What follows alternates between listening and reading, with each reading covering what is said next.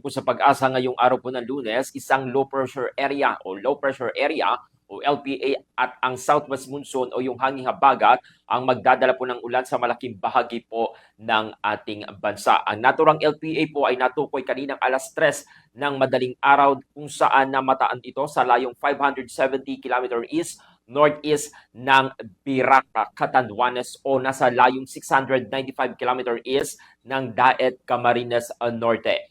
Mababa ang tsansa nito na maging bagyo sa loob po yan ng susunod na 24 oras. Gayunpaman, magdudulot ito ng mga kalat-kalat na mga pag-ulan at pagkidlat, pagkulog dito naman sa dako ng Bicol Region, Aurora, Bulacan, Quezon at Rizal. Samantala, dahil po sa hanging habagat, asahan din po ang scattered rains at thunderstorm dito naman sa dako ng Metro Manila, Visayas, Mimaropa, natitirang bahagi ng Central Luzon at Cavite, Laguna, Batangas, Rizal, and Quezon. Posible po ang mga flash floods at landslide dahil po yan sa moderate hanggang heavy rains sa mga nabanggit na lugar.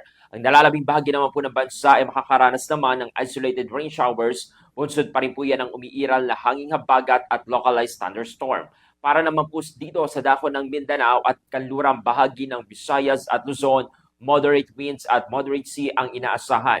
Sa ibang lugar naman, mananatiling light to moderate ang hangin at slight to moderate ang kondisyon ng naturang dagat. Kaugnay nito, inanunsyo naman po ng DILG ang suspension ng klase sa lahat ng antas of public at private school, pati na rin ang pasok sa government offices sa mga sumusunod na lugar. Kabilang po dyan ang Metro Manila, Cavite, Bulacan, Laguna, Quezon, Camarines Norte, Camarines Sur, Albay, Catanduanes, Sorsogon, Masbate, Northern Samar, Occidental Mindoro, Antique, Negros Occidental, Pampanga at Rizal.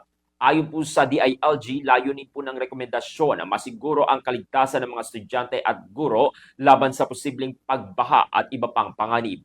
Ayon naman sa Pag-asa, dapat manatiling alerto ang publiko dahil sa banta po yan ng flash floods at landslides, dulot pa rin po yan ng walang tigil na pag-ulan.